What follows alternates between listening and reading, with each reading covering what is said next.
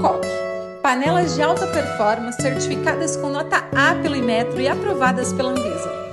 Moncoque une inovação e segurança em cada detalhe, com tecnologia avançada para um preparo mais fácil e eficiente. Com design sofisticado e qualidade profissional, a Moncoque transforma a sua cozinha em um espaço de estilo e praticidade.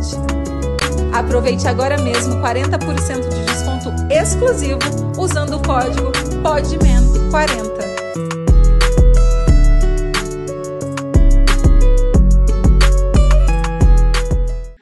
Boa noite, senhoras e senhores. Chegamos mais um dia do Podman na área. É sempre uma honra estar aqui para poder levar informação para casa de vocês, porque a informação é importante num país tão bagunçado que está o Brasil. A gente precisa tentar mudar essas coisas de uma forma efetiva. O brasileiro precisa disso.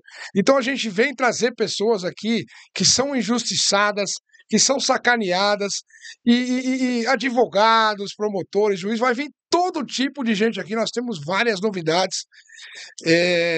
Você que tem que compartilhar os vídeos, clicar. Superchat já está funcionando? Não sabemos, mas nós queremos agradecer.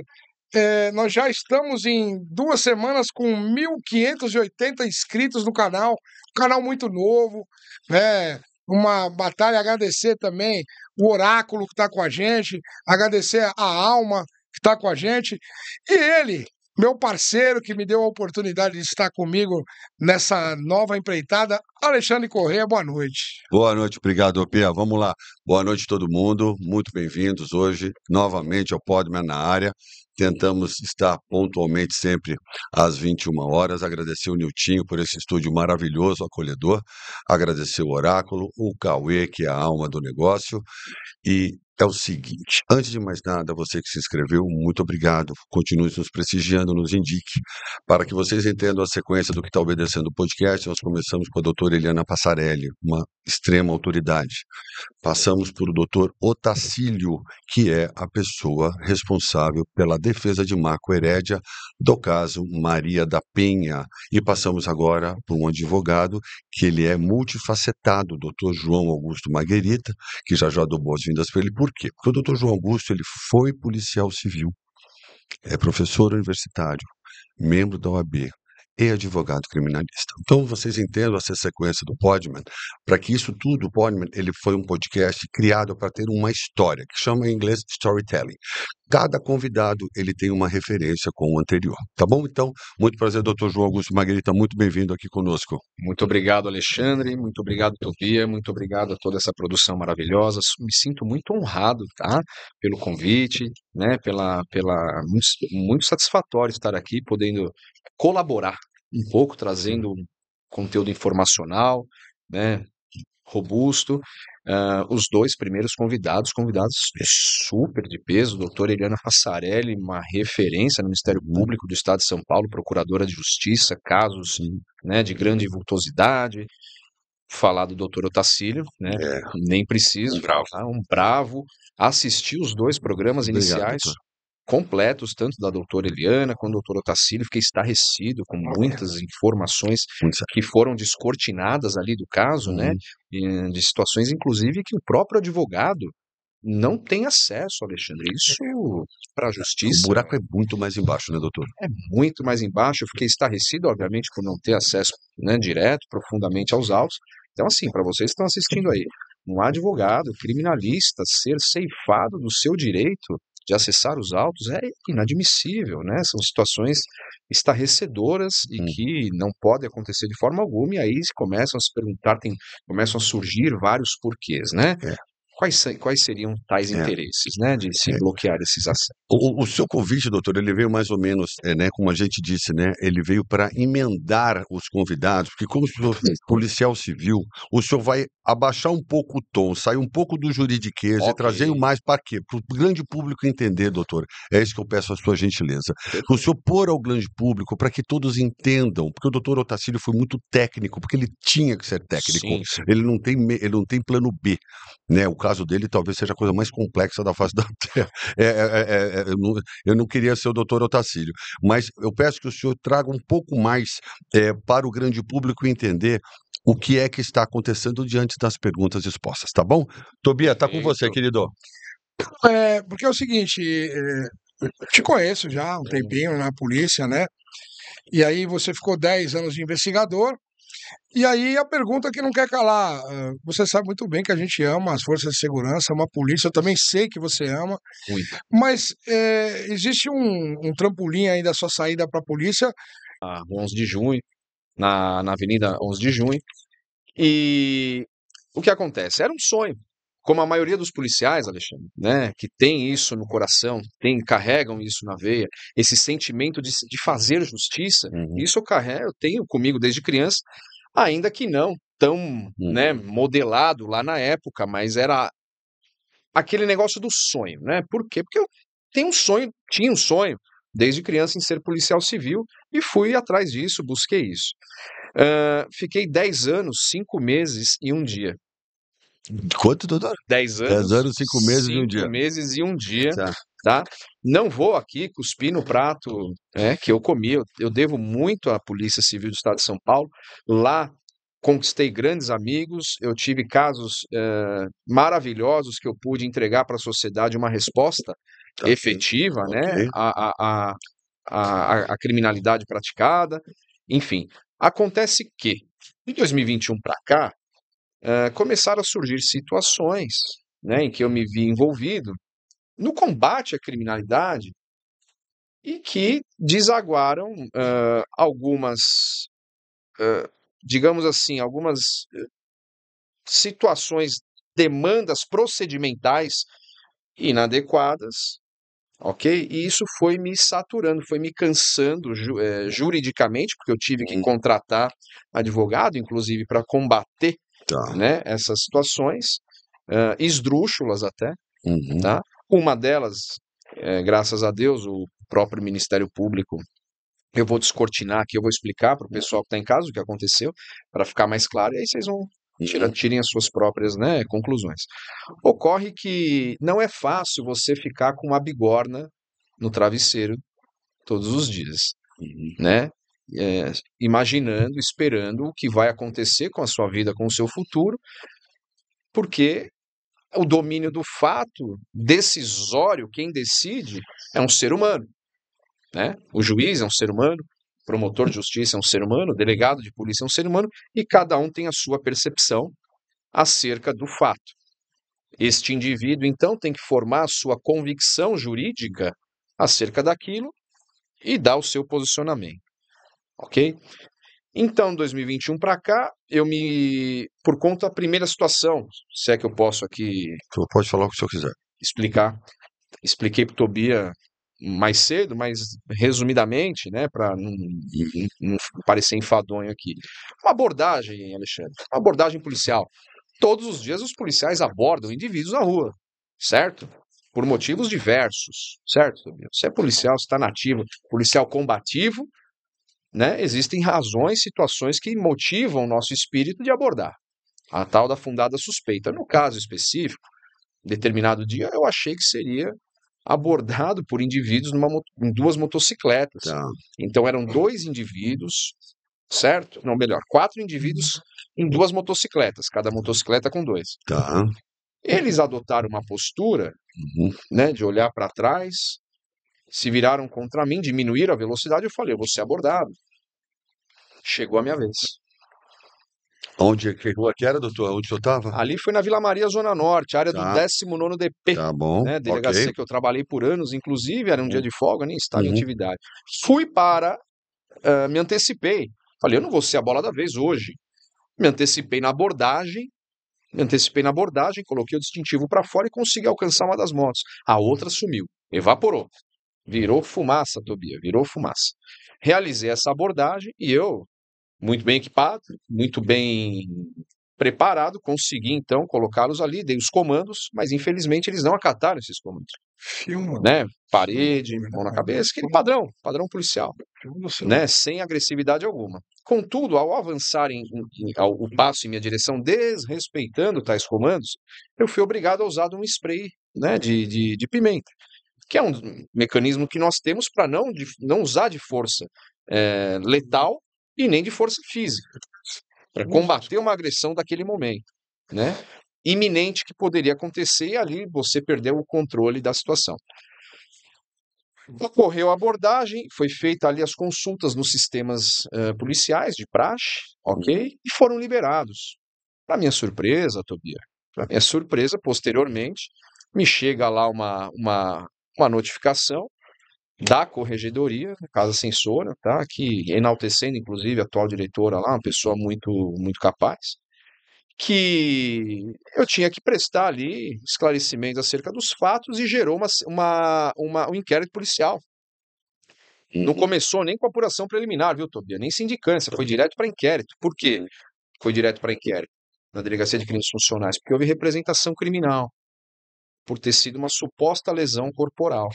E aí crime que deixa vestígios, chamados também, né, aquele puxadinho para o juridiquês rapidinho para o Alexandre não brigar comigo. Não, vamos lá. Não transeuntes, né?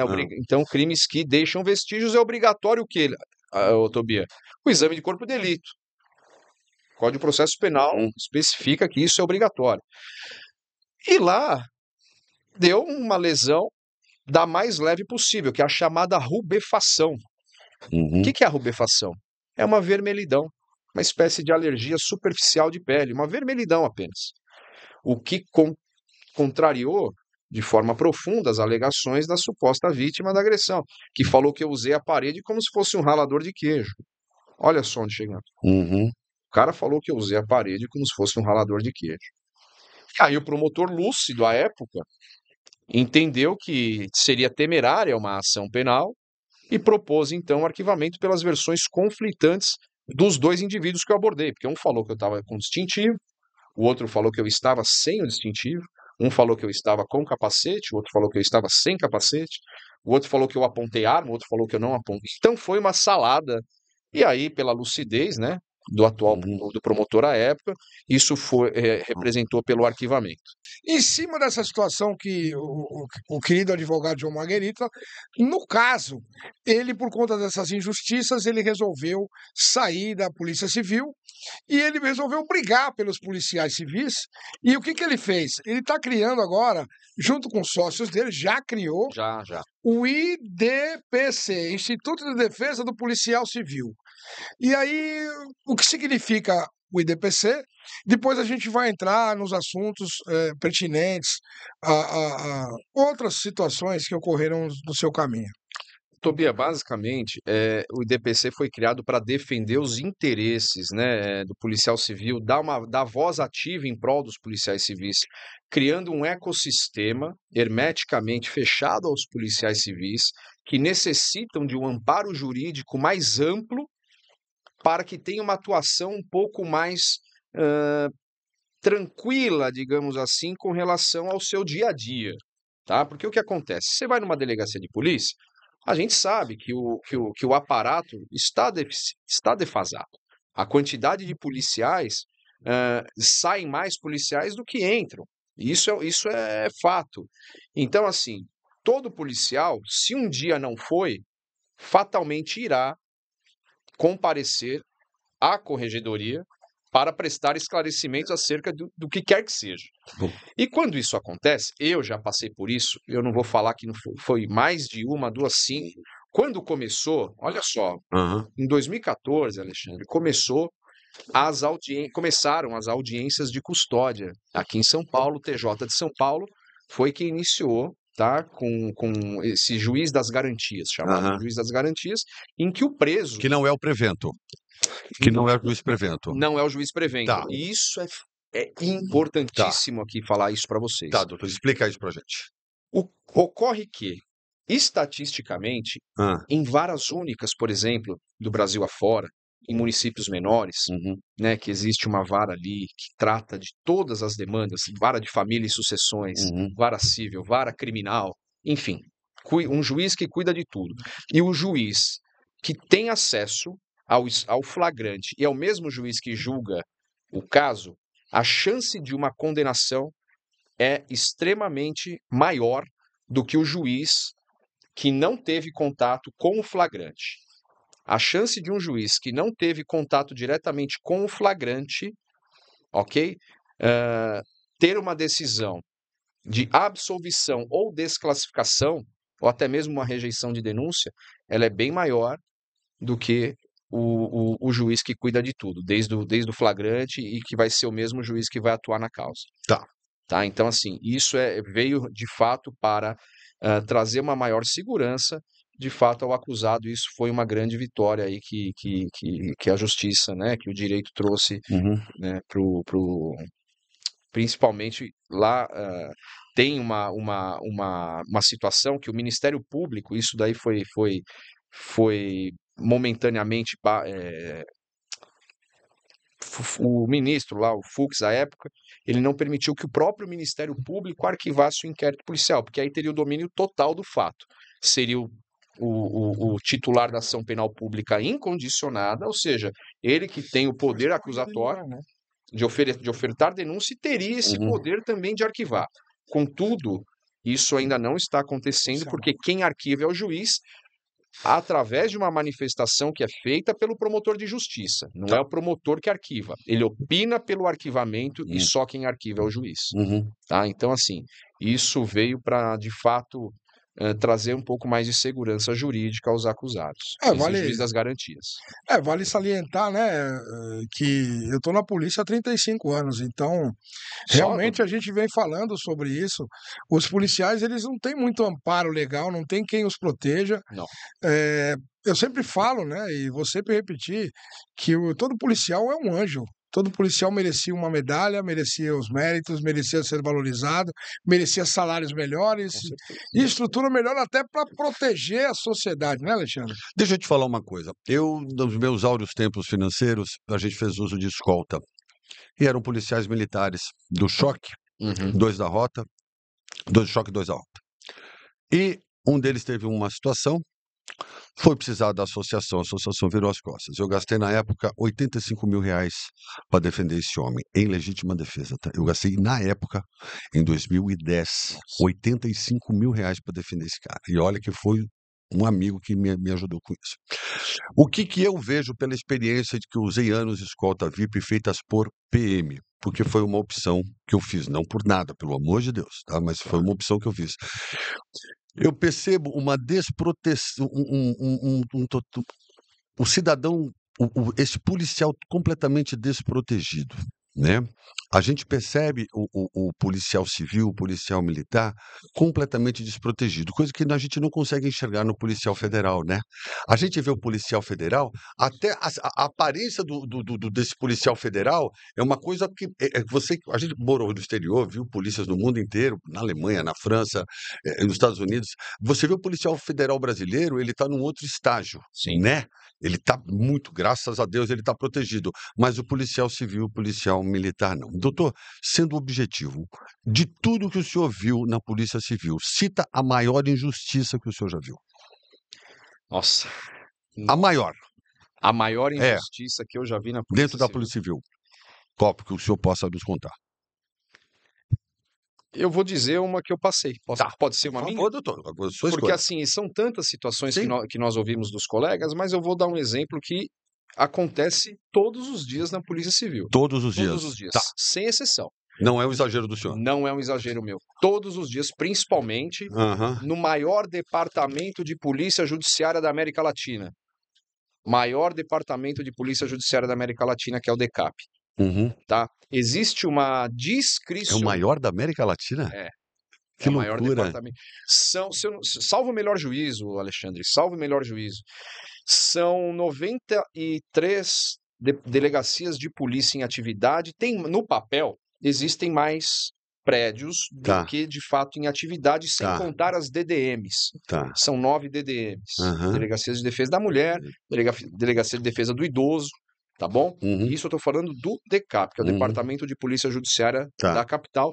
Me perdoe, tá bom, administração, se eu errei aqui por um número a mais ou não, Tá. mas assim, basicamente são esses os números e prédios aí que vem passando por várias reformas. Mas o que ocorre? Diuturnamente, todos os dias, existe uma discricionariedade que no jargão policial, Tobias sabe disso, é a chamada RIPA. É a chamada RIPA. O que é a RIPA? Você fez uma coisa que o seu chefe não gostou, que o delegado titular ali achou que tá errado, que não gostou e tal, não sei o quê. Pega-se o mapa da capital, mede a palmo e vê qual que é a delegacia mais distante que tem ali. Então, se você tá, vamos supor, vamos pegar as pontas, delegacia lá do 50 DP e tá em Paulista. Vou te mandar lá pro 25 DP de Parelheiros, você que se vira. Ou 47, Capão Redondo. Capão Redondo. Ou Ah, 25. você tá na... Ó, É verdade, é um castigo, porque É o um cara castigo. sai no Diário Oficial, Alexandre, nome, RG e a transferência. Você simplesmente tem que pegar o seu banquinho e sair de mansinho. Aí você tem que se apresentar a 70 quilômetros da tua casa, porque senão você vai levar falta e você pode, depois de um mês, ser demitido da polícia se você não comparecer na Tá, delegacia. seria uma exoneração. Você é mandado embora. Tá. O doutor vai poder esclarecer isso melhor. Eu passei por uma RIPA. Uau! Eu passei por uma RIPA em Conte-nos, doutor. 2016. Você sabe o que aconteceu? Eu não vou falar aqui o nome da delegada, porque assim, é amiga e ela não teve culpa. Ela também não teve culpa. Tá. Eu estava almoçando com meu parceiro, ok? O chamado 36, né? O apelido. Estava almoçando com meu parceiro, toco meu celular. João, vai no endereço tal, que chegou aqui uma pessoa falando que teria sido ameaçada com arma de fogo por um indivíduo em tal lugar. Falei, tá bom, doutor, não se preocupe. À época eu estava no 19º Distrito Policial, tá? Minha segunda casa. Eu sou da Vila Maria, tenho quase 40 anos de morador da Vila Maria, no bairro do Coração, e a delegacia que eu tenho maior afeto e carinho é o 19º DP. Um abraço a todos que lá estão, principalmente ao meu ex-parceiro Christian Kleber Mariano. Fica com Deus, está assistindo a gente agora. O que ocorre? Eu, que por gentileza sai, e com cautela, tá bom? Pra gente não ter problema aqui. Não, tudo bem. Cara, saiu de boa. Nisso, antes de eu falar qualquer coisa, já chegou uma outra viatura da Civil com a doutora e com um outro investigador. Só que aí já chegou num clima um pouco mais ostensivo, né? Ela já chegou um pouco mais brava ali, um pouco mais emocionada, né? Que a gente diz, um pouquinho mais emocionada. Eu costumo lidar. A situação às vezes está controlada, às vezes vem um outro polícia por cima, atropela a ocorrência e acaba causando um problema Exato. que era para ser solucionado, resolvido. Ele estava tranquilo, cara. Ele não estava agressivo, tá? Ele estava preocupado, mas não agressivo, tá bom? Situações distintas. Uhum. Então, saiu. Só que nessa, ela já chegou num acelero e tal, e fez ali, acautelou a arma dele, tirou dele, já pegou para ela, pegou o funcional, tá, vamos para a delegacia. Olhei assim, falei, bom, tudo bem, vamos, né? Eu fui o primeiro a chegar, mas logo na sequência... Ali você estava apurando que tipo de crime? Há uma ameaça com arma de fogo. E ele estava ameaçando alguém mesmo? Então, estava ameaçando, teve lá uma ameaça, tá? Eu não vi ali, ele não... Em relação ao sexo feminino ou masculino? Não, era masculino. Era ali treta de inquilino, e o inquilino e o dono do imóvel. Era uma briga entre eles ali e tal. Fomos para a delegacia. O que acontece? O cara realmente era policial militar. De repente, começou a brotar PM na delegacia. Ei! Aí começou, veio o sargento daqui, veio o policial militar. Aí virou, parecia que a delegacia tinha virado uma companhia da polícia. Ah, meu Deus do céu! Foi. Aí, papel, a delegada falou assim, você vai ser o condutor da ocorrência, porque ela estava fritando ele no papel. Eu falei, olha, nananina não, você vai me desculpar, doutora, mas eu não vou ser o condutor dessa ocorrência. Não vou ser o condutor dessa ocorrência. Eu falei, pô, primeiro, eu fui o primeiro a chegar, mas você já chegou logo na sequência, você que fez tudo, o outro parceiro que pegou a arma, e eu não vou ser o condutor da ocorrência. Primeiro por quê? eu conheço todo mundo ali da companhia, certo? Moro na área. Falei, não me sinto confortável em ser o condutor dessa ocorrência, porque não fui eu que dei a voz aqui de prisão. Aí veio o titular, não posso falar o nome dele, mas assim, péssima pessoa. Aí o titular, o senhor está se acovardando. Eu estou me acovardando, doutor? O senhor sabe a quantidade, porque era uma época complicada para o DECAP. Eu não sei se você lembra, Tobias, que tinha umas operações que duravam 24 horas e você tinha ali um certo número, não vou colocar como meta, mas ali você tinha que fazer uma estatística. Você tinha que produzir. Porra, Alexandre, flagrante não dá em árvore. Flagrante não dá em árvore. É extremamente difícil você fazer um flagrante de roubo. É extremamente difícil você dar um flagrante de roubo. Flagrante, nesse sentido, você vai conseguir, talvez, fazer flagrante de tráfico de drogas em pontos, né, comumente conhecidos pela prática da traficância, talvez. E aí eu falei, doutor, e fora, né, que as apurações das denúncias anônimas que chegam na delegacia de bolo. Chega de bolo e aí o chefe divide essas denúncias anônimas para que as equipes façam uma diligência, investiguem e vê eh, eh, se tem alguma verossemelhança no que foi denunciado e se de fato corresponde a alguma coisa. E se realmente tiver algo, você investiga para poder instaurar o inquérito. Eu não posso instaurar um inquérito policial, o delegado de polícia não pode instaurar um inquérito baseado única e exclusivamente na denúncia anônima. Isso é sabido. Chamada denúncia apócrifa. Isso é sabido. Então tem que ter diligência investigativa antes para dar robustez para a instauração do inquérito policial. E aí eu falei que não ia fazer, não ia entrar como condutor da ocorrência, prendendo o PM. Não me senti confortável. E ainda falei, doutor, o senhor está se esquecendo dos 10 flagrantes que eu dei esse mês? Eu tinha dado 10 flagrantes nesse mês. Tobias, você sabe que não é pouco. Lógico que não. Para uma equipe só, é muito. E meu parceiro. Na verdade, vale enaltecer aqui que a gente sempre valoriza as forças de segurança. Sim. E tem fatos isolados que acontecem na polícia realmente, como aconteceu com você. Mas os policiais, na maioria das vezes, são muito valorosos, né, Alexandre? Oh, pelo amor de Deus. E essa injustiça aí foi uma dessas injustiças que levaram você a criar esse tipo de sindicato, o IDPC. Porque assim, não vou falar que é um ecossistema, porque assim, eu não. Tem lá, tá, mas e o sindicato? Não vou aqui ser injusto, porque é um programa que combate injustiça, certo? Certo. Aqui é um programa que se combate injustiça. Existe lá um aparato? Existe. Mas o nosso diferencial, Alexandre, é o atendimento, é a proximidade, é a segurança jurídica que é passada ao colega. E isso já aconteceu. Chegaram 2 colegas policiais civis no escritório que, quando necessitaram de um serviço que tentaram fazer parecido, porque Polícia Militar tem lá alguns, né, formatos parecidos com esse que nós estamos fazendo para civil, mas que na hora que precisaram da utilização desse aparato, né, consultivo, não foi efetivado. Não, além de não ser efetivado, a insegurança, você colocar o seu futuro, o seu na reta, né, para não falar aqui o palavrão, mas a insegurança de colocar a sua vida nas mãos de uma pessoa, de profissionais que não demonstram desde o início, porque a defesa começa no inquérito policial.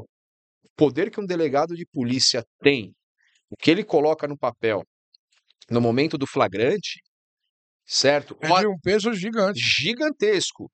E o professor, querido amigo e professor Kleber Masson, né, sabidamente aí um expoente aí do Ministério Público, 90% ou mais dos flagrantes, ok, são convertidos em prisão preventiva e resta em condenação ao término do processo, tá? Então é complicado. O IDPC, então, ele traz um aparato forte de um ecossistema de valorização, de informação, consultoria, educação aos policiais para que trabalhem com um coração um pouco menos pesado. Tá bom. Bacana, bacana. Vai você ou vou eu? Vai lá, manda bala. Deixa eu falar um negócio aqui que eu lembrei. Presta atenção. Dá atenção aqui para mim. Olha só. Governo José Serra. Eu tinha um polícia que fazia escolta para mim, trabalhava no Palácio. Me esclarece essa dúvida que eu tenho até hoje. Você lembra um problema que teve com a Polícia Civil e com a Militar na frente do Palácio dos Bandeirantes? Eu O me que lembro. foi aquilo, velho? Não, aquilo, o delegado... Usava Nextel ainda, usava Não, Nextel ainda. aquilo lá foi Você uma... lembra desse negócio? 2006, Alexandre. Ali foi um jogo de vaidade, Foi 6? entendeu? 2006. Os poli- 2006. Governo José Serra. José Serra, delegado-geral de polícia, à época do doutor Maurício José Lemos Freire. Que já entrevistei, tive o Cara, prazer. o cara ele relatava para mim no Nextel, ele falou, Ale, É. eu não sei o que vai acontecer nesse lugar aqui. Foi complicado. Foi Se é que complicado. pode falar, Tobias, não sei. Veja bem, eu sempre, no meio dessas confusões, eu prefiro evitar, entendeu?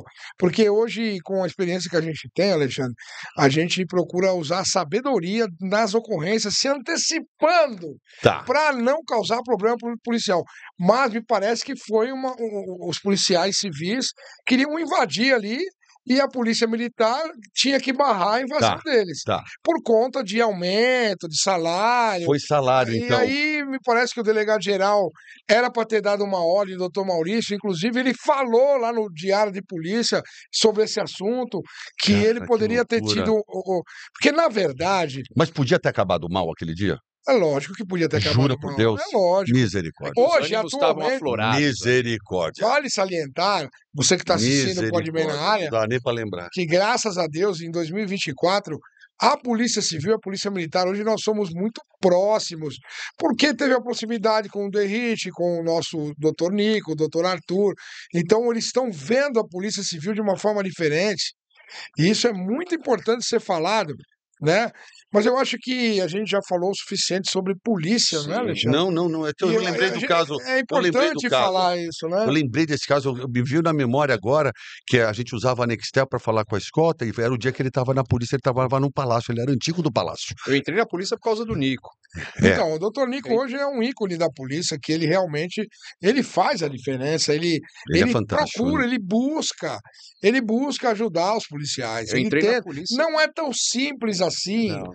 Se fosse simples, a gente está vendo aí que o déficit da polícia é muito grande, está faltando 14 mil policiais. São 14 mil policiais que morreram, se aposentaram, já não querem sair da polícia. Uhum. Então, é por isso que a sociedade hoje está sentindo essa pressão maior e esse PCC aí que está tendo um espaço que é sobrenatural. Isso não pode acontecer numa sociedade e o governador está combatendo.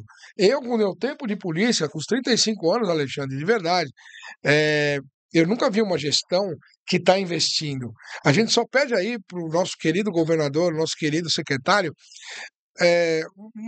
eu sei que vocês estão fazendo tudo o que vocês podem, uma injeção maior ainda para a Polícia Civil. A gente está precisando de viatura, está precisando de salário. Isso é um desabafo. A gente respeita vocês demais, a gente tem um carinho. Eu conheço o secretário. Eu tive o prazer até de ver o governador, mas ele não sabe quem eu sou. Mas a gente sabe que vocês estão fazendo de tudo para ajudar as polícias de São Paulo e a gente acredita em vocês, nesse governo maravilhoso. Agora vamos mudar de assunto. Bora. Vou entrar agora na atuação do meu querido Marguerita como advogado criminalista, né? Por exemplo, quais os tipos mais recorrentes de injustiça que você vê como advogado criminalista atualmente em 2024? Olha, eu vou falar uma coisa para vocês. Nós estamos com muita dificuldade, tá? E aqui eu vou fazer um puxadinho pro programa em que a doutora Eliana fez algumas ponderações e nós estamos realmente com muita dificuldade em algumas varas de violência doméstica. Uau! Nós estamos com muita dificuldade. Quais seriam as dificuldades em cima dessas varas de violência doméstica? Dificuldade que para proteger a vítima ou para ir para cima do algoz? Na verdade, para defender o suposto algoz. Dificuldade para defender o algoz, aquele que supostamente pode ter agredido. Vale salientar, a gente sempre fala isso.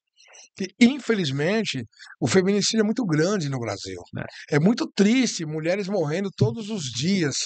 Então, a gente tem que ter amparo, sim, para essas mulheres, Claro. mas essa bandeira do Alexandre Correia, eu tô do lado dele, eu acredito nela porque ela é real. A gente também precisa ver os direitos dos homens. É isso? Não? Uau. Aí a gente Mas, entra num outro tema. Vamos lá, doutor, por favor. Mas assim, de forma bem objetiva, Por favor, doutor. tá? Bem A gente clara. dá dinamismo aqui. Nós estamos com muita dificuldade porque estamos percebendo em algumas, não vou generalizar, tá bom? Mas existem varas que não se está fazendo justiça em sim vingança. É uma militância por conta de uma Uhum. política institucionalizada dentro do próprio Poder Judiciário que vem condenando, tá bom? Vem condenando, e aqui homens, Uhum. tá? Com base única e exclusivamente na palavra da vítima, sem maiores diligências probatórias, principalmente na etapa inquisitiva, que é a fase policial, tá bom? Sem maiores diligências investigativas de provas, né, de materialidade suficiente, seja por testemunha ou qualquer outra prova, imagem, vídeo, print, gravação, que seja. Então, vou dar um exemplo aqui, tá bom? Vou dar um exemplo. Você, mulher, ok? Obviamente que na maioria dos casos essa pessoa necessita de um amparo, tá? Mas a lei está sendo craquelada, está sendo fragmentada, vilipendiada por mau uso de uma minoria de vítimas ou supostas vítimas que estão usando desse aparato para uma vingança pessoal. Perfeito. Tá? E aí o que acontece? Essa pessoa comparece a uma delegacia, normalmente uma DDM, que tem uma estrutura um pouco diferenciada ali para o atendimento, em alguns casos até mesmo um atendimento psicológico ali já num primeiro momento, faz o boletim de ocorrência e faz o requerimento das medidas protetivas, ok? Esse requerimento é então remetido ao judiciário, que as confere, tá? O juiz então ali determina, por exemplo, afastamento do lar, ou então proibição de manter qualquer tipo de contato, seja por ligação, mensagem, carta, por terceiros. Eu não posso nem falar para você dar um recado para a pessoa. Perfeito. Tá? Isso não pode acontecer. Distância de 300, 500 metros, enfim. 1,5 km. Também. Conheço essa. Mas é isso. E assim, o que está acontecendo? A pessoa, então, sabendo desse aparato, né, desse papel que lhe confere ali um certo poder, ela faz um outro boletim de ocorrência alegando descumprimento dessa protetiva, por exemplo, uma ameaça por ligação. Ok. Então ela fala, o fulano me ligou e me ameaçou. Ok? Isso vai para o papel, isso é comunicado à vara de violência doméstica, que profere então um mandado de prisão preventiva. E aí você vai preso. Por suposto descumprimento de medida protetiva. Suposto descumprimento de medida protetiva. Presta atenção você em casa, não é que ele descumpriu, ele supostamente descumpriu a medida protetiva. E aí vai para audiência de instrução, debate, julgamento, sentença. Tá? No mesmo dia. Se for alegações orais, a sentença em tese tem que sair no mesmo dia, se for oralmente. O Ministério Público sustenta, na sequência o defensor faz as suas sustentações orais. Cada um tem ali 20 minutos para fazer. E aí você demonstra, na resposta à acusação, que não tinha nenhum outro elemento probatório mínimo suficiente que pudesse ensejar o édito condenatório do indivíduo. Não tem testemunha, ok? Não tem material, na investigação não fez nada, não se foi feito nada. E aí você mostra isso com toda a clareza solar. E o indivíduo ali é condenado a 1 mês. Só que agora complicou. Agora ferrou. A lei mudou. Sabe, a pena Sabe qual que era a pena do O artigo senhor fala da Lei 14.994. do dia 10 de outubro agora? Ah, conta para o pessoal, doutor, e dá uma breve explicação, por A favor. breve explicação é que mudou a pena pelo crime de descumprimento de protetiva, que antes era de 3 meses a 2 anos, detenção. Ou seja, nem caberia o regime fechado aqui. Mudou para reclusão, pena base de 2 anos, iniciando em 2 a 5 anos. Uhum. Só um minuto. Ó, você que está em casa, presta atenção. Vou falar mais uma vez. Doutor João Marguerita está vindo aqui, perdeu o tempo dele para explicar para você que está em casa. Então presta atenção mais uma vez. Não brinca com medida protetiva. A medida protetiva, ela não gosta de você, homem, tá? E muitas delas, uma grande porcentagem, são falsas. Elas são indevidas, elas são injustas. Só que não adianta a gente ficar aqui batendo boca nisso. O que o doutor está dizendo aqui, que piorou a situação para quem quebra medida protetiva. Por favor, que isso fique claro para você na sua casa.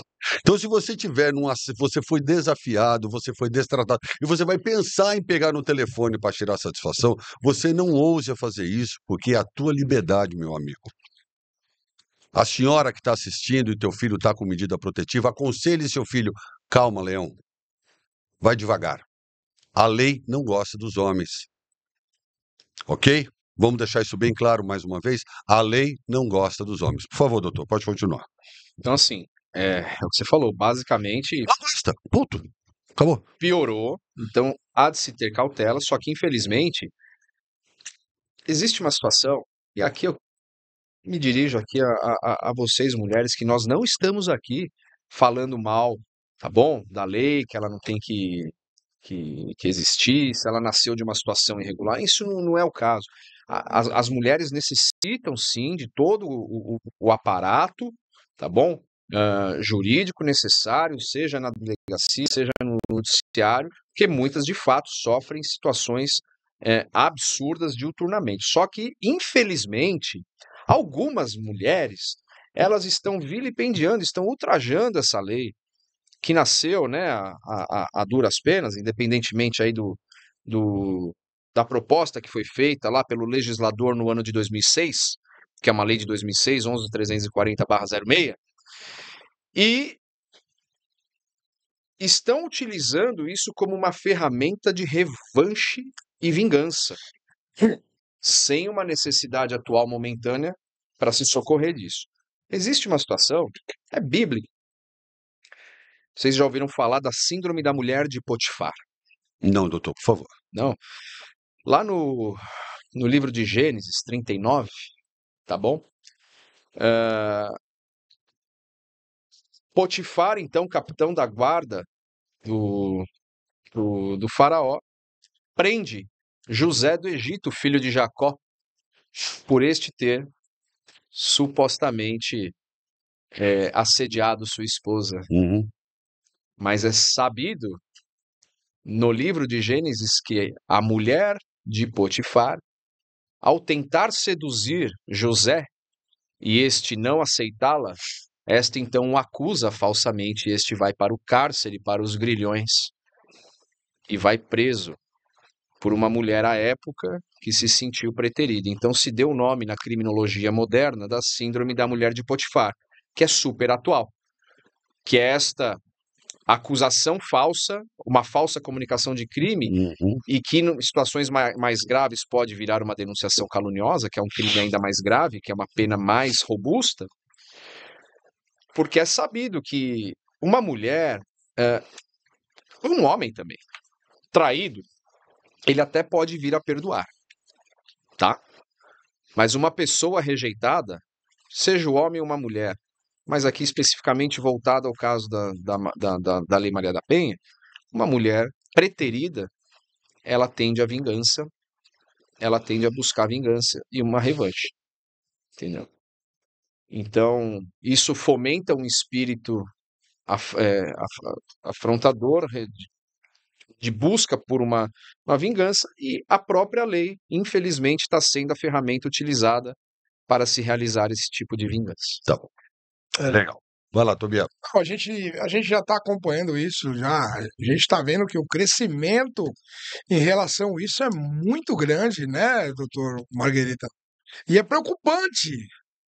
É muito preocupante na atualidade, em 2024. Você está contando uma história lá de José do Egito, Exatamente. lá na Bíblia, que a gente traz isso atualmente para cá, para o programa, e é um pouco preocupante, porque é logicamente que existem homens agressores e a gente não suporta homens agressores. Claro que não. Eu acho que a relação acabou, cada um segue pro seu lado e acabou e segue a vida. Porém, está exacerbando demais esse momento. E aí, o senhor, como advogado, se o senhor tivesse ter o dom de mudar alguma coisa em relação à proteção do homem, o que é que pode ser feito para proteger os homens em cima de injustiças? Agora, se o cara bateu, se o cara mata, o cara tem que ir para cadeia, tem que pegar pesado com eles mesmo. Olha, existe a chamada prova negativa. A gente vem aconselhando, infelizmente, os clientes que estão sendo, eu estou com um cliente, né? Obviamente, não posso Sim, fornecer, né? sim. Por razões óbvias. Mas existe uma série de demandas que foram abertas, né, contra ele, vários boletins de ocorrência, virou uma salada, Alexandre, absurda de se conduzir, Uhum. né? E nós já o tiramos 3 vezes, nós tivemos que tirá-lo do cárcere, certo? Seja com revogação de preventiva, habeas corpus. O trabalho é combativo. O trabalho é combativo, né? O advogado ele tem que ser combativo. Então a gente vai e faz o que dá para tirar o cliente de lá. E falei para ele, fiquei, doutor, o que eu faço? Porque agora ele foi colocado em liberdade. Eu falei na audiência para a juíza. A vítima, na audiência, ela comunicou à juíza falando que, inclusive, na audiência de instrução, debate, julgamento e sentença, olha, nem sabia que ele tinha saído, mas eu já recebi uma ligação ontem falando que ele ia sair da cadeia e me pegar. Aí a juíza, mas a senhora já fez o boletim de ocorrência? Não, mas eu saindo daqui, eu vou fazer. Eu falei, aí na hora das alegações finais, excelência, a senhora percebe o que vai acontecer com esse pobre desgraçado? E foi o termo que eu usei. A senhora percebe o que vai acontecer com esse desgraçado que está ao meu lado? Esse ciclo é ininterrupto. Ela fará um boletim de ocorrência, vai falar que descumpriu e vai ser preso de novo. Não, e às vezes, vale salientar que às vezes a mulher até gosta do cara e quer fazer o cara sofrer. Tobias, pera só um minutinho. Olha. E aí, doutor? Não, sim. Aí que ele está solto, já tem informações, inclusive, que ela teria ido até o local de trabalho dele, ele não estava. Então perceba, ele não pode se aproximar, mas a medida protetiva é em desfavor dele. Ninguém fala nada, ninguém a julga se ela for até o local de trabalho dele, aí liga 190 e fala que ele descumpriu a protetiva. Aconteceu, por incrível que pareça, em um dos casos que ele foi preso, tá? Porque não foi uma vez só, ele ficou preso em setembro do ano passado, ficou preso em novembro e ficou preso agora de julho até 3 semanas atrás. Uhum. Sim, mas o que ele fez com ela para passar por esses... Ele bateu nela? Nada, Tobias, é isso Não que eu tô aconteceu falando. nada. Tobias, você não tem... Tobias, deixa eu te falar, doutor, só um minutinho. Não, eu fico indignado, por isso que eu queria muito que você, vou olhar nos seus olhos, eu queria muito que você acreditasse em mim. Há 12 meses eu estou numa dor. Você sabe que com a sua ajuda, eu me candidatei a vereador. Eu só me candidatei a vereador com a sua ajuda. Infelizmente não me elegi. Tobias, eu mergulhei a fundo nesse universo. Eu passei horas e horas dos meus dias entendendo a dor dos homens. Com a ajuda do Cauê, nós recrutamos até o dia da campanha, do dia da eleição, quase 4.000 números de WhatsApp. Você não está entendendo o que é cometido de injustiça com o homem. O homem está promovido à pária social. Então eu vou fazer já como um apresentador para um outro apresentador. Só mais um adendo. Você está me dando uma brecha, eu vou entrar. Tobias, eu li. Vou só procurar não me emocionar. Incontáveis vezes a palavra suicídio.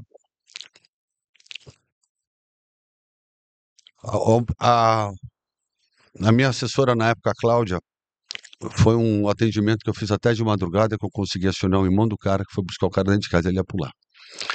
Então, assim, Tobias, entende uma coisa. Provavelmente o doutor João tem uma cota de pro bono, que ele faz o atendimento. Ele deve, provavelmente, todo santo advogado tem isso. Mas contratar o doutor João não é assim. Então, o homem que não tem dinheiro, ele está fadado a se sentenciar para suportar a dor. E ser Que é massacrado, né? no álcool, na depressão e no suicídio. Eu estou contando alguma mentira, doutor? Não tá. Ah, que ótimo. Inclusive, esse cliente que eu comentei com vocês, ele é um cliente pro bono. Se eu fosse cobrar Você não desse, vai abandonar um homem desse, doutor? se eu fosse cobrar desse indivíduo, É coisa de 400, 500 mil reais. você entende? Ele não sa- ele estaria preso, o Alexandre, Tobias, desde o ano passado até agora.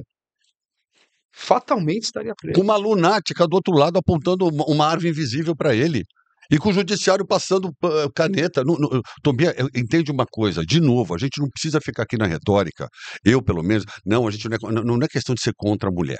Nós estamos tratando aqui neste programa de injustiça. Mulheres serão convidadas, nossa primeira convidada foi a ilustríssima doutora Eliana Passarelli, outras ilustríssimas mulheres, vai ter aqui doutora Jamile vai vir aqui, vai ter doutora... Fernanda Trípode, vai ter um monte de advogado que vai vir contar, mas eu digo para você, nós estamos tratando de um tema nevrálgico no país. Dia 30 de novembro, o doutor provavelmente já sabe, nós vamos ter o Instituto de Defesa de Direitos dos Homens, um evento ícone, liderado pelo Alexandre Paiva, que injustamente não vê suas filhas há 6 anos. Injustamente não vê suas filhas há 6 anos. Tobias, é dor em cima de dor. Você não está entendendo o que é. A pergunta que eu faço para o doutor e para você, porque com certeza essa é uma dor muito. A gente se transporta a você, né? E a gente que está convivendo com você, a gente já sabe, pelo feeling de polícia, que você não encostou a mão Não. na sua ex-mulher. Isso é visível. Agora, com toda a sua resiliência, Alexandre, e depois a opinião do doutor, como que você acredita na sua absolvição e na reversão desse problema, que ele é cancerígeno na alma de cada homem que não encostou na mulher? Então vamos lá. Sendo muito prático, o advogado que me defende na Maria da Penha chama doutor Tiago Bani, craque. É que é bom. Não, mas aqui. Não, deixa eu só Vou te cortar. É. Não adianta ser advogado craque se os advogados não estão tendo condições de serem respeitados diante ao judiciário em cima de condições que não têm a solução favorável aos homens. Vírgula. O doutor Marguerita o doutor João Marguerita vai me corrigir aqui. Presta atenção, Tobias. O advogado de direito do homem, ele é super-homem. As doutoras Jamile, Mara, Fernanda, Rafaela Filter, essa nova leva de mulheres que se propõe a defender os homens, você precisa ver o orgulho que dá de ver essa mulherada, meu. Essa mulherada pula na frente, aguerrida. Porque homem defender homem parece que é uma coisa meio normal, mas eu digo o seguinte, esse advogado, a exemplo do doutor João, se ele não for muito valente, o cliente morre no meio do caminho. O doutor João deve ter problemas homéricos, o cliente vira um filho.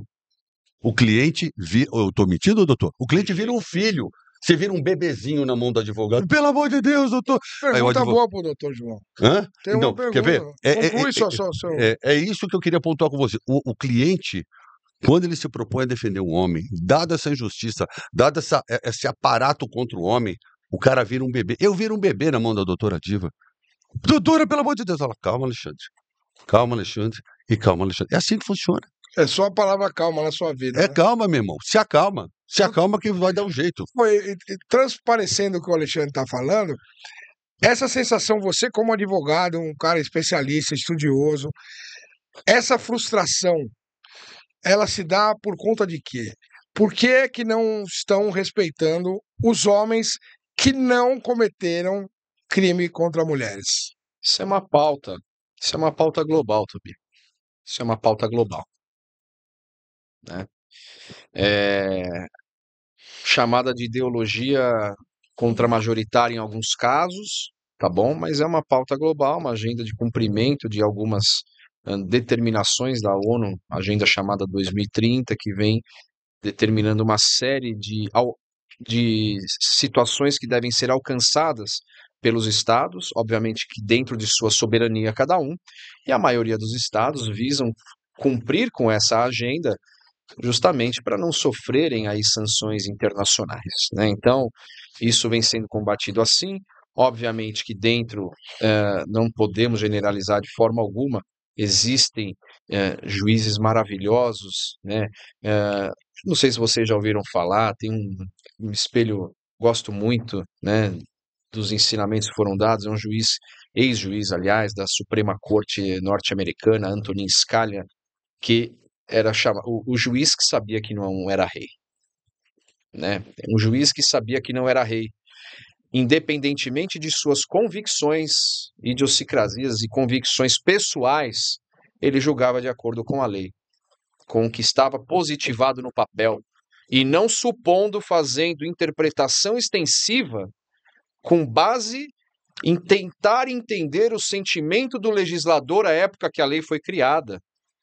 Eu não posso me debruçar dessa forma para julgar, se for assim, se eu for tentar interpretar o sentimento do legislador à época da criação do Código Penal, que é de 1940, obviamente com todos os seus puxadinhos, né, e novas emendas que sofreram durante o longo dos anos, eu entendo que o poder que emana do povo, certo? Que o exerce através de seus representantes eleitos, ele tem que ser respeitado. E, obviamente, que com o passar dos anos, né, com os hábitos e os costumes atuais, a legislação ela deve ser revista de tempos em tempos. Hoje, infelizmente, vivemos uma época em que a lei ela vem sendo utilizada em alguns cenários. Eu vou fazer aqui um comparativo, só para vocês terem uma ideia do que eu quero dizer. Eu disse ainda há pouco que a pena pelo descumprimento de protetiva, da 14994, do dia 10 de outubro agora, de 2024, mudou de 3 meses pena base, que era de 3 meses a 2 anos, para 2 anos a 5. Se nós formos no artigo 134, parágrafo 2º do Código Penal, e aí quem está em casa entra, trata do abandono de incapaz. Você sabe o que diz o artigo 134, parágrafo 2º do Código Penal? A pena? 2 a 6 anos, se o resultado for morte. Compara a proporcionalidade de uma situação em que o indivíduo pode vir a ser condenado por uma suposta ligação em que teria ameaçado, sem prova alguma, e uma pessoa que abandona o incapaz. Este incapaz eu não me refiro somente a uma criança, um bebê, me refiro também a uma pessoa idosa, lá da Lei 10.741/2003, que é o Estatuto da Pessoa Idosa, que não tem condições de se autoprover, não tem condições de de satisfazer as suas necessidades mais básicas do cotidiano. Seja um banho, seja o alimento, certo? Ir ao banheiro, uma criança ou até mesmo um idoso. Imagina uma mãe que pega o seu recém-nascido, deixa ali na porta de uma igreja, de um orfanato, imaginando que alguém o resgatará.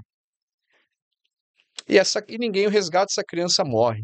Ou o idoso, a pessoa deixa ele o dia inteiro em casa lá, sem cuidados, e não dá os remédios lá e larga a pessoa lá, o idoso morre. Entendeu? Estamos falando de homicídio? Teve o dolo de matar? Não. Não é disso que se trata o abandono de incapaz com resultado morte. Mas você entende a comparação? Se nós pegarmos os crimes que lá estão na Lei 10.741/2003, que é o Estatuto da Pessoa Idosa, a quantidade de situações gravíssimas em que a pena, tá? E aqui eu não quero ficar falando se tem que ter uma pena mais grave ou não, porque primeiro a gente tem que combater a causa. Não adianta eu ficar dourando a pílula, tentando combater sintomas, se eu não tratar da causa. E a causa, às vezes, é muito mais complexa, né? Que envolve um tripé político, social, família, enfim. São situações gravíssimas que lá estão contra o idoso, que se compararmos, por exemplo, com uma pauta mais atual, que é combate, né, a tão atual e exposta Lei Maria da Penha, que é uma lei posterior de 2006, veio 3 anos depois, comparativamente, o idoso teria muito menos proteção jurídica do que a mulher, em situações inclusive mais graves contra este, que sabemos que requer de cuidados maiores, porque já está entrando numa fase, principalmente os 80 a mais, em que já não se tem mais as mesmas chances do que uma pessoa jovem, certo, Alexandre? Legal. Vai lá, Tobias. Vou eu daqui. Aqui é um bate-papo, né, Alexandre? Vamos lá. A gente sempre está procurando esclarecer, tentar entender o que é que está acontecendo com a sociedade. É lógico que a gente tem que enaltecer que existe um protecionismo aí para as mulheres, porque verdadeiramente tem muitas mulheres sendo assassinadas. Isso aí é fato. Tem muito homem covarde, sim, e mata a mulher, mata o filho, e acha que não dá nada. Eu não sei o que está acontecendo com esses homens no Brasil. Não, uma insanidade. A gente tem que salientar isso. Agora, a gente tem que salientar o outro lado dos homens que não fazem nada e vão para a cadeia sem ter feito absolutamente nada e sofrem pesos aí que trazem traumas muito grandes e que não... Parece-me que não tem solução, doutor. Não tem saída para essas situações. Por isso que eu te acho um cara muito forte, muito resiliente. Eu vou sempre corroborar. Você veja só, vamos chamar de João e Maria. João e Maria foram sócios por 25 anos e João, então, foi covardemente sacado da sociedade, vítima de uma falsa denúncia de violência, e João faz 365 dias que não vê a cor do dinheiro, enquanto Maria se alimenta de ostra e vinho caro. Ora, veja só você, com base na história de João e Maria, a gente tem uma situação que ela vai muito mais além. E aquele servente de pedreiro que sai de casa na segunda, volta na sexta, e quando ele chega em casa sumiu TV, geladeira, cama, fogão, mulher e o filho. E ele não sabe para onde foi toda essa turma. Acredite, senhor, doutor João, essa causa do sumiço de esposa, filho e pertences desse homem está sendo muito frequente. É uma nova modalidade. O cara que trabalha em empreitada, ele sai segunda, ele volta na segunda, ele volta sexta em casa, não tem nada na casa dele. Sumiu mulher, filha, geladeira, fogão, micro-ondas, sumiu tudo. Diante dessa situação, qual é a opinião do senhor sobre a Defensoria Pública para esse homem de baixa renda, vítima de uma falsa denúncia de agressão? Olha, Alexandre, a Defensoria Pública, ela é necessária, né? É um órgão público extremamente necessário para pessoas que comprovadamente não possuam, né? É uma situação de hipossuficiência financeira demonstrada e que necessitam desse amparo. Mas eu vou te dar aqui, eu vou te trazer uma situaçãozinha e que aí mostra que existe um antagonismo dentro da própria situação, em que a Defensoria Pública, em momentos distintos, ela pode atuar como realmente, de fato, defensora dessa pessoa que necessita, hipossuficiente, mas também se torna, por vezes, uma espécie de assistência de acusação quando o assunto envolve pensão alimentícia, que é a única modalidade de prisão civil ainda permitida pela nossa legislação. Então, o que acontece? É uma coisa que eu, inclusive, venho sempre, faz tempo que eu falo disso, eu tento, já fui responsável por inúmeras prisões civis, pela falta de pagamento de pensão alimentícia. Perfeito. Mas aí um indivíduo miserável, vamos supor, fazer aqui um caso hipotético, mas que existe, mas é hipotético. Ele sai da cadeia, ok? Imagina que o indivíduo saiu da cadeia.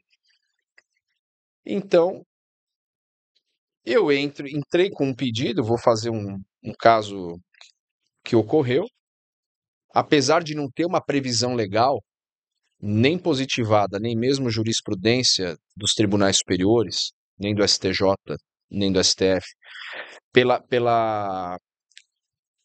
não pagamento da pensão enquanto o sujeito está preso. Vocês sabiam que mesmo preso, a dívida continua correndo? Eu não sabia. Pois é, Tá acredite. preso, ele tem que pagar pensão. Tem que pagar a pensão. Entendo.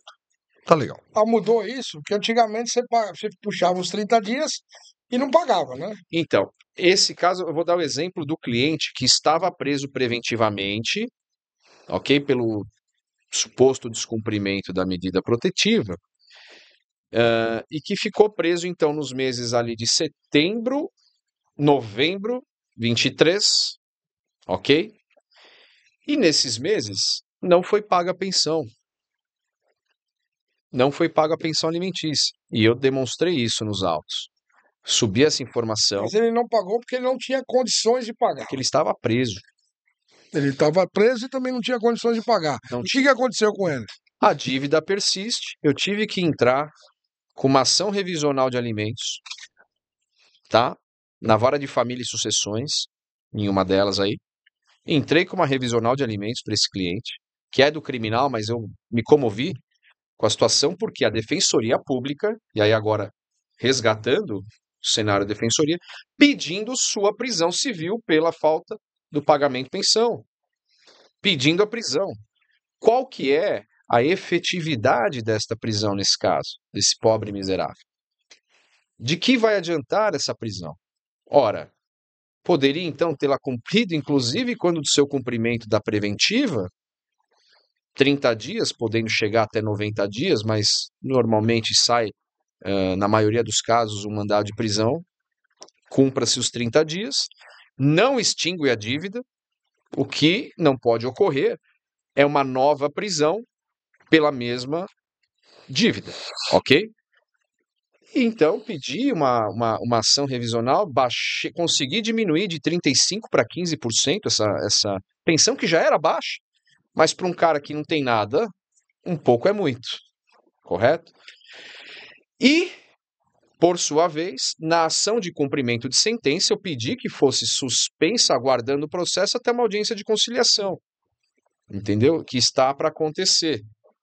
Então, veja, a prisão civil pela falta de pagamento de pensão, na minha visão, e aí eu respeito opiniões contrárias, de que o cara tem que ser preso mesmo, quem não paga pensão tem que ser preso, eu me pergunto, qual seria então a efetividade de se tirar esse sujeito de circulação, ok?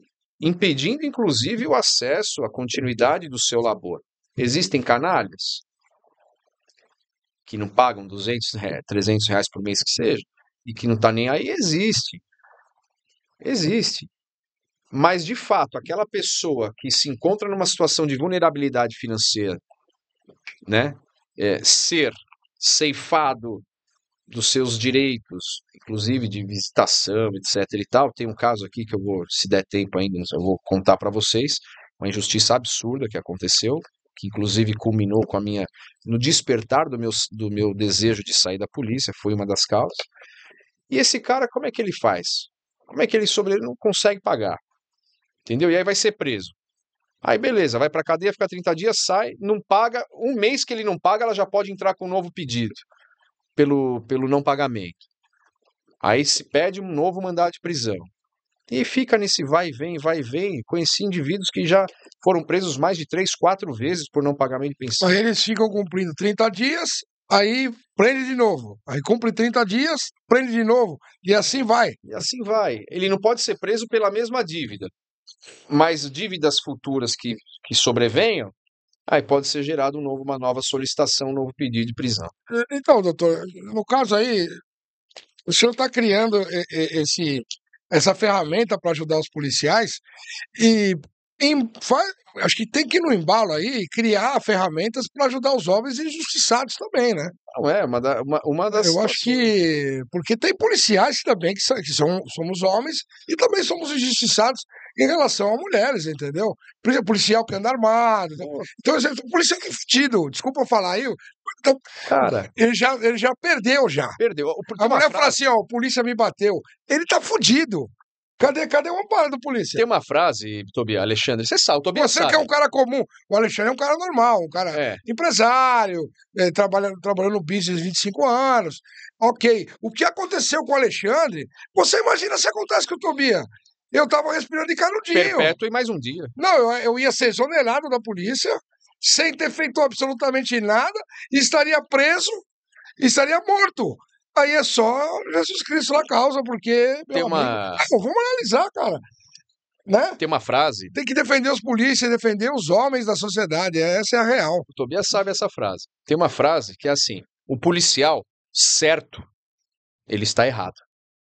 E o policial errado está preso. Tô mentindo? É isso aí. É perpétuo e mais um dia.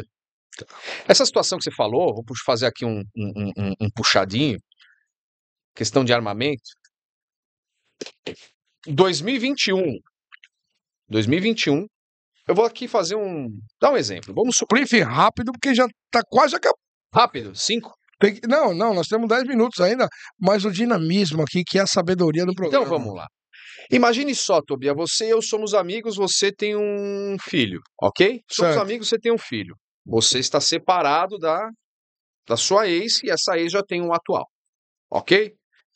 Você, então, mora num lugar distante, não me vê faz algum tempo, mas me liga, ó, vamos ali comigo, que eu vou buscar minha filha, porque era o seu dia de pegar ela, e você tinha que levar ela de volta, porque você é detentor, a guarda é sua, já te falei essa história. Unilateral.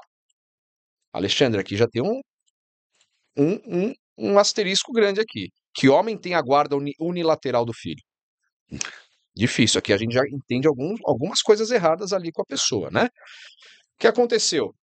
Fui com este amigo buscar sua filha na porta da casa da ex. Era dia de frio, estava com jaqueta, obviamente policial, anda armado até no banheiro, 24/7.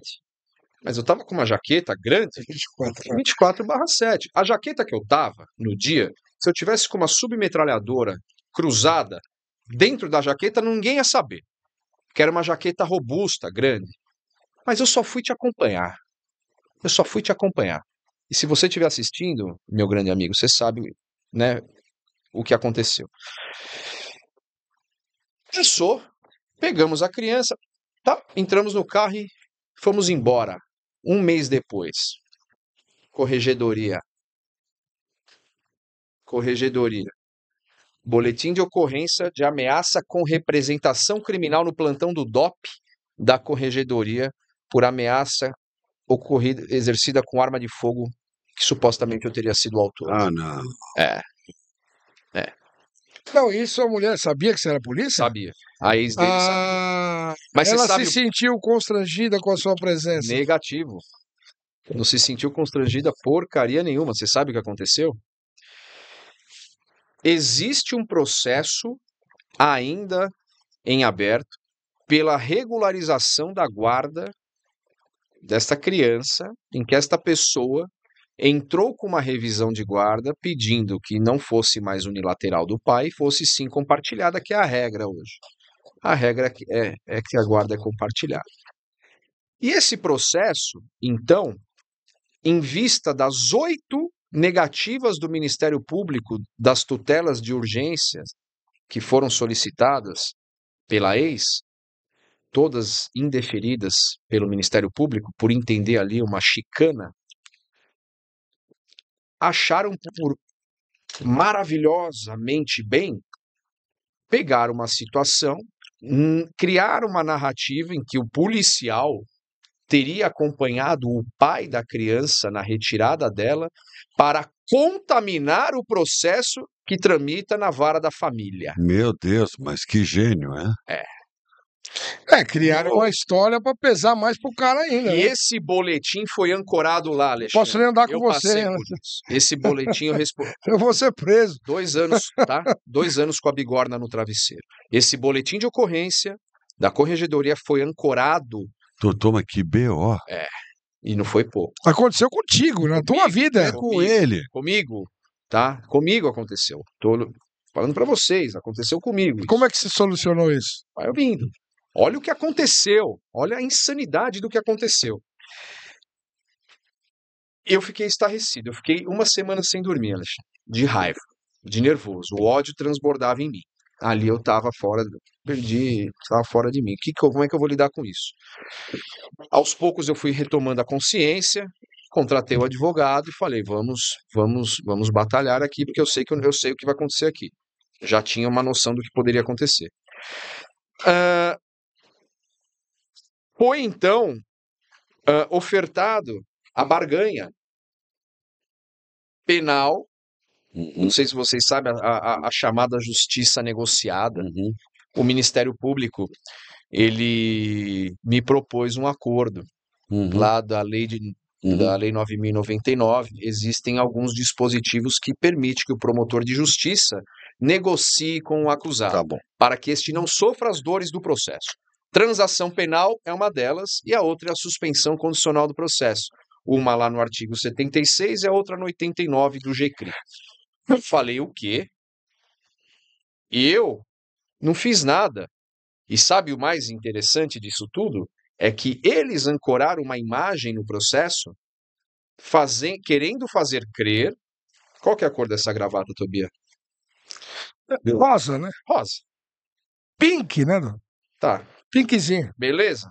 Querendo fazer crer que essa gravata era verde. Oh. Falando que eu fiz uma ameaça com arma de fogo. Em um vídeo que qualquer ser lúcido, com uma cognição mínima, olha e fala, mas cadê a arma aqui?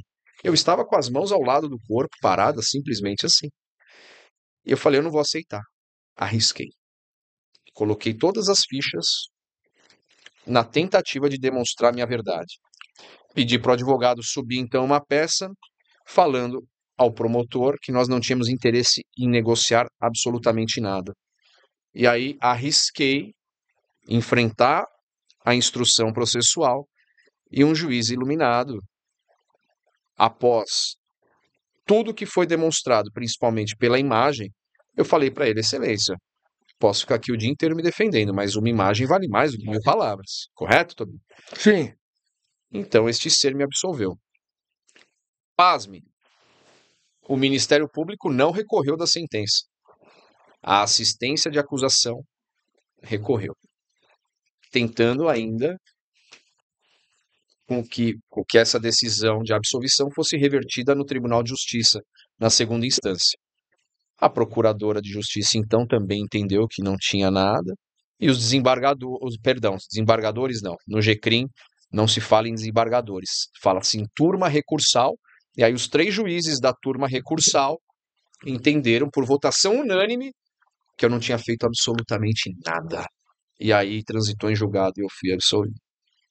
Mas, olha só. Mas até aí você passou por diversos constrangimentos. Quem é que paga tudo essa falta de sono? Quem é que paga todo esse descontentamento, essa sacanagem que você viveu? 2 anos. Ninguém! É o que acontece diariamente com os homens no Brasil. A gente tem que enaltecer isso, inclusive, até aproveitando para falar para você que a semana que vem nós vamos estar com outro homem aqui, né, Alexandre? É o mendigo do pânico lá, o Carlinhos. Ô, Carlinhos. O Carlinho vai estar aqui, ele vai contar toda a história dele aí, com o negócio de pensão alimentícia, briga com a ex-mulher. Eu convido a você a assistir. Hoje a gente teve problema com a internet, mas esse programa vai pro ar. Você não perde por esperar semana que vem com o Carlinhos do Pânico. Legal. Vai dar mais tempo de uma última pergunta? Ou Sim, faltam 3 minutos ainda. Dá para estender os 5 minutos. Eu vou para a minha última aqui. Olha só. Sobre todas as injustiças que se faz uso com a Lei Maria da Penha, esse monte de medida protetiva, todo esse descalabro que o senhor assiste.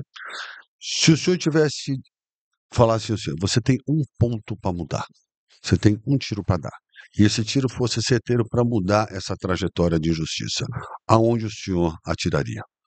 Eu atiraria nas questões que permitem ou que vêm permitindo as condenações com base exclusivamente na palavra da vítima. Perfeito. Tá? Tá. Basicamente isso. Por quê?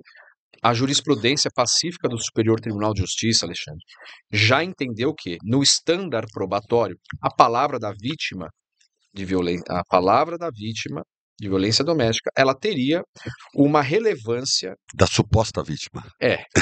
Ela teria uma relevância diferenciada, tá? Por conta de que muitas situações de agressão ocorrem dentro de um ambiente de clandestinidade, a chamada clandestinidade, ou seja, somente ela, com o seu algoz ali, em uma situação em que ninguém mais está presenciando, e que então ela não tem como meios para demonstrar a sua verdade, e então a lei conferiu a esta pessoa um valor diferenciado, a balança pesa um pouco mais a favor dela nas suas versões, desde que, e aí é que está, porém, desde que amparada por outros elementos, teria esse valor probatório especial, desde que amparada com outros elementos que robustecessem a acusação. Então, tem que parar de se condenar única e exclusivamente na versão oferecida pela vítima ou pela suposta vítima. E eu digo por quê? Não tem como você condenar uma pessoa sem nenhum elemento probatório, porque é sabido que para se condenar tem que ter indícios de autoria, indícios de materialidade. A soma disso forma a convicção do promotor de justiça. Para pedir a prisão. Para pedir a sua... Se tiver, para oferecer denúncia, ok? E para o juiz formar o convencimento dele acerca de uma condenação ou de uma absolvição. Agora, está demonstrado na lei e na jurisprudência que isto não pode ocorrer, mas infelizmente algumas varas vêm diariamente vilipendiando esses entendimentos. E se fosse para combater pontualmente uma situação, eu pontuaria esta questão de improcedência de condenação com base exclusivamente na palavra, sem outros elementos de prova. Doutor, Cirúrgico. uma última pergunta, depois eu vou enfatizar o que aconteceu comigo também, com corregedoria. Como advogado, defendendo homens injustiçados, você se sente impotente? Como profissional? Eu me sinto, às vezes, desgastado. Mas o espírito de combate, né, por ter essa veia que vem desde a polícia, né, me torna uma pessoa aguerrida em busca de justiça diária, né? Justiça diária. Porque é triste, Tobias. É triste você ver pessoas na sua frente chorando, falando que não, doutor, eu não fiz. Se eu tivesse feito, eu falaria, eu fiz. Como temos clientes que falam que fez e tudo bem. Eu fiz e ponto final. Falo, você tem que ser sincero comigo. Por quê? O cliente tem que ser sincero com o seu patrono. Não adianta, porque se lá na frente, numa audiência de instrução, surge uma prova que você não me falou, que eu desconheço, eu vou ser pego de surpresa numa audiência, vai ficar ruim. Então me fale a verdade para que eu possa fazer o melhor trabalho por você. Eu preciso saber. Por pior que seja, né, doutor? Por pior que seja. Tá. Por pior que seja. Nós defendemos inocentes, defendemos não tão culpados, e aquela pessoa que vem e fala, eu fiz, tanto homens quanto mulheres, que seja bem claro, né? Exato, homens e mulheres, olha, eu fiz mesmo, me arrependo, e aqui eu quero enfrentar o processo e pagar o que eu tenho que pagar, e a gente vai defender dentro da lei, juridicamente, o que cabe, tá? Buscando uma condenação, seja na pena base, seja em aplicação de medidas de penas restritivas de direitos, ou então o regime de pena mais benéfico, início de cumprimento de pena mais benéfico, e assim é o nosso trabalho. Eu vou contar uma para vocês, só para finalizar o programa. Essa foi demais. Tem um meu amigo aí, queria mandar um abraço para ele aí, o Marcelo Girafa veio visitar a gente aqui. Eu já morei na casa dele, né? Momentos de dificuldades que a gente passa na vida. Ele falou: vem morar na minha casa. E aí um dia eu pedi para um colega meu, tava chovendo. Eu ia trabalhar de moto. Aí eu ia trabalhar, ia para seccional de moto, e tava chovendo. E eu pedi para polícia me buscar. Pô, dá pra você vir me pegar hoje? Tá chovendo e tal. Não, beleza, Tobias, tô indo buscar você. Beleza. Depois de uns dias, a corregedoria me chamou. Eu falei: mas estou recebendo o ofício da corregedoria. Ah, tá bom. Aí quando eu cheguei lá, né, o delegado falou assim: olha, é, a poucos metros da onde a viatura estava parada, a Polícia Federal pegou uma casa-bomba. Uhum. E a Polícia Federal, ela viu a viatura da Polícia Civil parada próximo e criou uma associação de que vocês pudessem estar envolvidos, cara. Que isso? Você tem noção do que isso é sério? Absurdamente A sério. sorte que eu tenho contrato social, contrato de aluguel, e eu tive que, não, doutor, pelo amor de Deus, o colega, coitado do colega, foi me dar uma carona, os dois recebendo ofício da corregedoria. Então é muito delicado ser policial. Muito. As pessoas acham que entrar na polícia é cadeia de emprego. Se você não for vocacionado, não adianta entrar na polícia. E olha o que aconteceu comigo, cara. Logicamente que não deu nada, mas o constrangimento de você ir até lá, de você ter que levar o contrato, de você explicar o quê? Não tem que explicar porra nenhuma. Mas, né, é assim a nossa sociedade. Ela é muito neurática, muito delicada e traumática para muitas coisas. E eu enalteço a sua presença, eu agradeço rever você. E você tem aqui um amigo para o resto da vida, Obrigado. não só como ex-colega policial, mas como um grande advogado que está pegando ritmo ainda, né, no criminal, né? Tamo aí. É isso, Alexandre. É isso aí. Olha, Obrigado, antes de Tobias. agradecer o doutor aqui, vamos deixar uma coisa muito clara. Nós, pelo menos da minha parte, o homem de bem, sob nenhuma hipótese, reage a uma agressão de uma mulher. O homem de bem jamais revida um xingamento. Um homem de bem jamais revida um objeto que foi jogado contra ele. Um homem de bem, ao receber qualquer ordem de violência de uma mulher, não reage. E você aí que está me vendo, não reaja. Se você sofreu violência psicológica, foi lhe jogado algum objeto, ou foi desferido um tapa, um soco, um chute, você não reaja. O homem de bem não toca a mão em uma mulher. Tá claro para você aí em casa? Eu fui claro para todo mundo aí em casa. Só que nós, e eu principalmente, estou ficando enjoado e nauseado da injustiça que está sendo cometida com os homens. Ok? Tá claro aí para todo mundo, para a gente ficar todo mundo na mesma página. Mas Doutor João, muito obrigado pela sua presença. Daria mais 1h30 de conversa tranquilamente. Obrigado por senhor ter derramado seu conhecimento, ter despendido o seu tempo, vindo aqui com a nossa presença. Tobia, obrigado mais uma vez por me acolher aqui e vamos para frente. Boa noite. boa noite, gente. Até semana que vem com o Carlinhos do Pânico aqui. O bicho vai pegar, hein? Obrigado. Valeu, doutor. Obrigado. Eu que agradeço. Obrigado, Alexandre. Obrigado, Tobias.